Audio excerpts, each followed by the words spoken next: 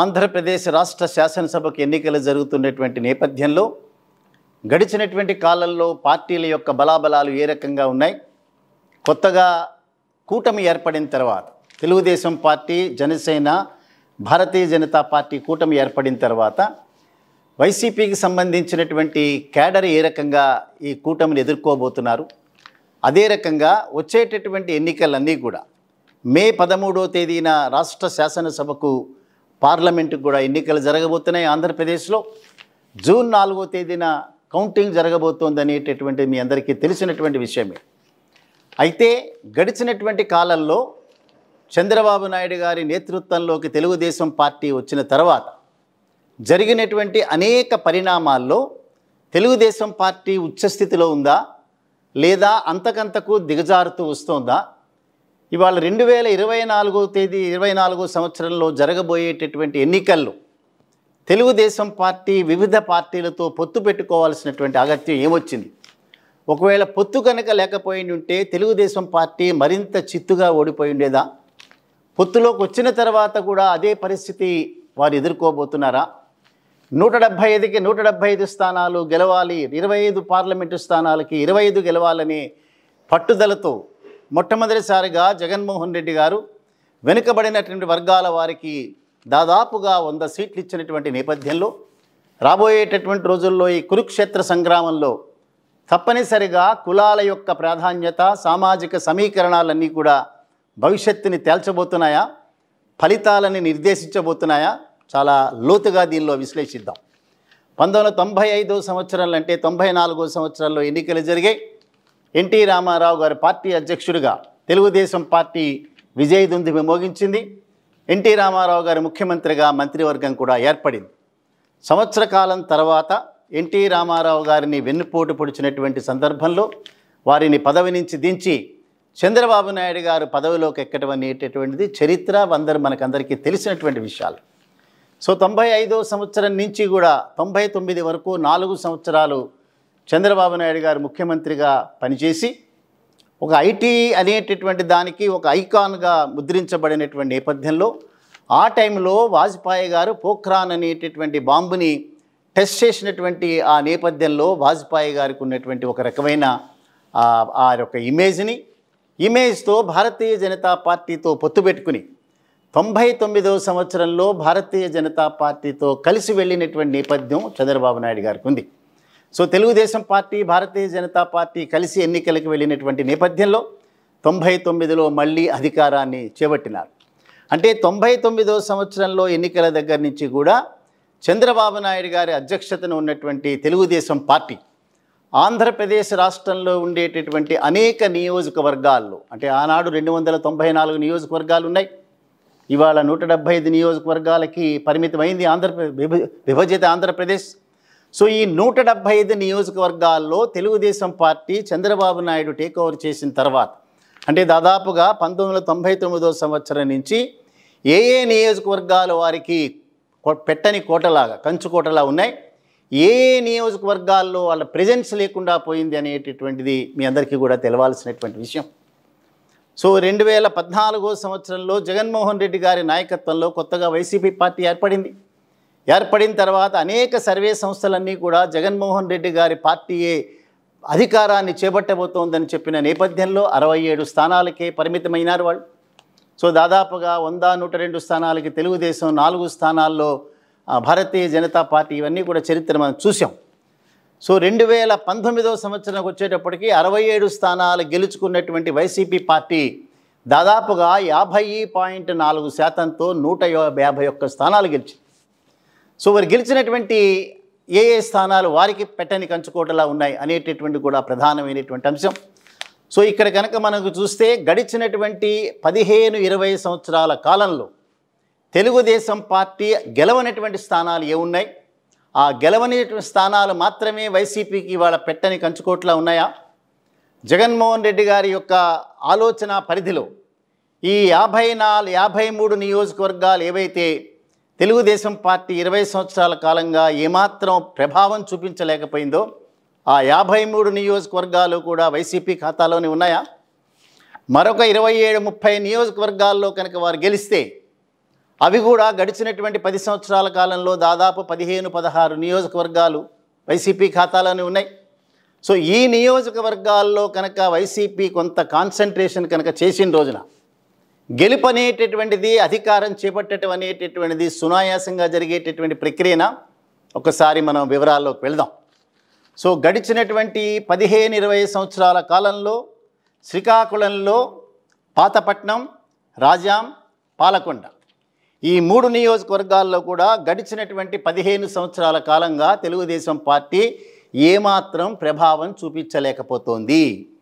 అదే రకంగా విజయనగరం జిల్లాకు వస్తే కురుపాం, సాలూరు, బొబ్బిలి ఈ 3 నియోజకవర్గాల్లో కూడా తెలుగుదేశం పార్టీ యొక్క ప్రెజెన్స్ గడిచినటువంటి కురుపాంలో 15 సంవత్సరాలు, సాలూరులో 15 సంవత్సరాలు, బొబ్బిలి నియోజకవర్గంలో 20 సంవత్సరాల కాలం నుంచి తెలుగుదేశం పార్టీ అక్కడ ఏమాత్రం ప్రభావం చూపించలేకపోవడమే కాకుండా ఎంత ప్రయత్నించినా కూడా గెలవనటి నియోజకవర్గాలు ఇవన్నీ కూడా. అదే రకంగా వైజాగ్ జిల్లా కనుకొస్తే ఇవన్నీ కూడా ఉమ్మడి జిల్లాల పేర్లు చెప్తున్నాం. సో విశాఖపట్నం జిల్లాకు వస్తే మాడుగుల, అరకు అండ్ పాడేరు. సో మాడుగులకు వచ్చేటప్పటికి గడిచినటువంటి 10 సంవత్సరాలు, అరకు 10 సంవత్సరాలు, పాడేరుకు వచ్చేటప్పటికి 20 సంవత్సరాల కాలంగా తెలుగుదేశం పార్టీ అక్కడ ఏ రకమైనటువంటి గెలుపు రుచి చూడలేకపోయింది. అదే రకంగా ఉమ్మడి తూర్పుగోదావరి జిల్లాకు వస్తే తుని, పత్తిపాడు, కొత్తపేట, జగ్గంపేట, రంపచోడవరం, పిఠాపురం నియోజకవర్గాలు ఈ నియోజకవర్గాల్లో కూడా గడిచినటువంటి కాలంలో తునిలో 15 సంవత్సరాల నుంచి, పత్తిపాడులో 10 సంవత్సరాలు, కొత్తపేటలో 20 సంవత్సరాలు, జగ్గంపేటలో 15 సంవత్సరాలు, రంపచోడవరంలో 15 సంవత్సరాలు, ప్రముఖమైనటువంటి పిఠాపురం నియోజకవర్గంలో 20 సంవత్సరాల కాలం నుంచి కూడా తెలుగుదేశం పార్టీ గెలవలేదనేటటువంటి వాస్తవాన్ని మీ అందరి దృష్టిలోకి తీసుకొస్తున్నాం. ఇంకా ఉమ్మడి పశ్చిమ గోదావరి జిల్లా కనుకొస్తే, పశ్చిమ గోదావరి జిల్లా కాకుండా కృష్ణా జిల్లా కనుకొస్తే తిరువూరు, నూజివీడు, గుడివాడ, పామర్రు అండ్ విజయవాడ వెస్ట్ ఈ నియోజకవర్గాల్లో కనుక చూస్తే తిరువూరులో గడిచినటువంటి 20 సంవత్సరాల కాలంలో తెలుగుదేశం పార్టీ ఇక్కడ గెలవలేదు. పామర్రుకు వచ్చేటప్పటికి 15 సంవత్సరాలు, విజయవాడ వెస్ట్కి వచ్చేటప్పటికి 15 సంవత్సరాల కాలం, దెన్ పామర్రుకు వచ్చేటప్పటికి 15 సంవత్సరాల కాలంలో ఒక్కసారి మాత్రమే ప్రెజెన్స్ వాళ్ళు చూపించుకోగలిగినారు టీడీపీ.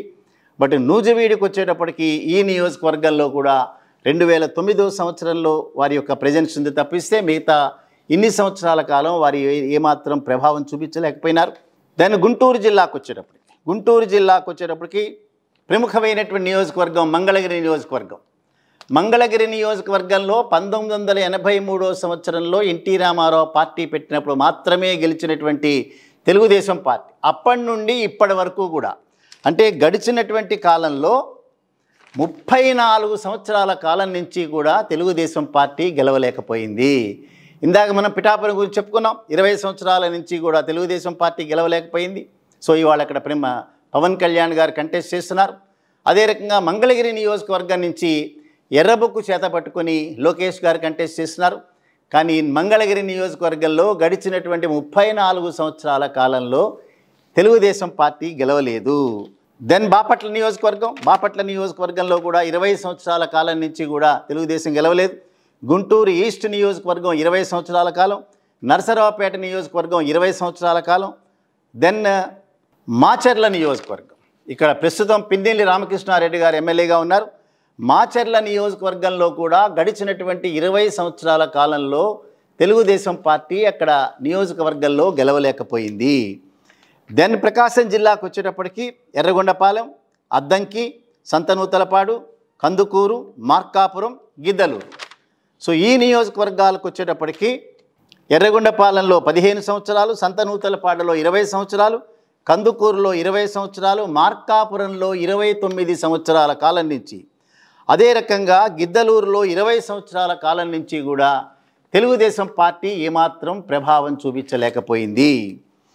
దెన్ కమ్స్ నెల్లూరు జిల్లా అనేటటువంటిది అంటే ఒంగోలు దగ్గర నుంచి కూడా వైఎస్ఆర్సీపీ పార్టీకి పెట్టని కోటలాగా, కంచుకోటలాగా ఉండేటటువంటి నియోజకవర్గాలు అనేక ఉన్నాయి. నెల్లూరు జిల్లాకు వచ్చేటప్పటికి మొన్న గడిచినటువంటి ఎన్నికల్లో అన్ని స్థానాలు గెలిచినటువంటి వైసీపీ పార్టీ గడిచినటువంటి కాలంలో Kavali, Atmakur, Nellore city and rural, then Sarvepalli, Gudur, Sullurpeta. ఈ నియోజకవర్గాలకు కనుక వస్తే దెన్ ఆత్మకూరు నియోజకవర్గం నుంచి 25 సంవత్సరాల కాలంగా తెలుగుదేశం పార్టీ అక్కడ గెలవలేకపోయింది. దెన్ నెల్లూరు సిటీ 15 సంవత్సరాలు, నెల్లూరు రూరల్ 20 years, సర్వేపల్లి 20 సంవత్సరాలు. ఈ నియోజకవర్గాల్లో నెల్లూరు జిల్లాలో తెలుగుదేశం పార్టీ గడిచినటువంటి 20 సంవత్సరాల కాలంలో ఏమాత్రం ప్రభావం చూపించలేకపోయినటువంటి పార్టీగా చంద్రబాబు నాయుడు నేతృత్వంలో మిగిలిపోయింది. దెన్ కమ్స్ కడప జిల్లా.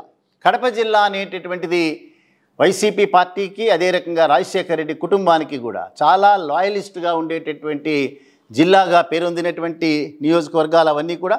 సో కడప జిల్లాకు వచ్చేటప్పటికి కడప, కోడూరు, రాయచోటి, పులివెందుల, కమలాపురం ఈ నియోజకవర్గాలకు కనుక వస్తే కడప నియోజకవర్గంలో 20 సంవత్సరాల కాలం నుంచి, బద్వేలు నియోజకవర్గంలో 20 సంవత్సరాలు, కోడూరు నియోజకవర్గంలో 20 సంవత్సరాలు, రాయచోటి నియోజకవర్గంలో 20 సంవత్సరాలు, పులివెందుల నియోజకవర్గంలో 34 సంవత్సరాల కాలం నుంచి కూడా ఏ పార్టీ కూడా గెలవలేదు. వీరే గెలుస్తూ వచ్చారు. తెలుగుదేశం పార్టీ చంద్రబాబు నాయుడు నాయకత్వంలో ప్రభావం చూపించినటువంటి కడప జిల్లాకు సంబంధించినటువంటి నియోజకవర్గాలు ఇవన్నీ. దెన్ కమలాపురంతో పాటుగా జమ్మలమడుగు, ప్రొద్దుటూరు, మైదుకూరు కూడా.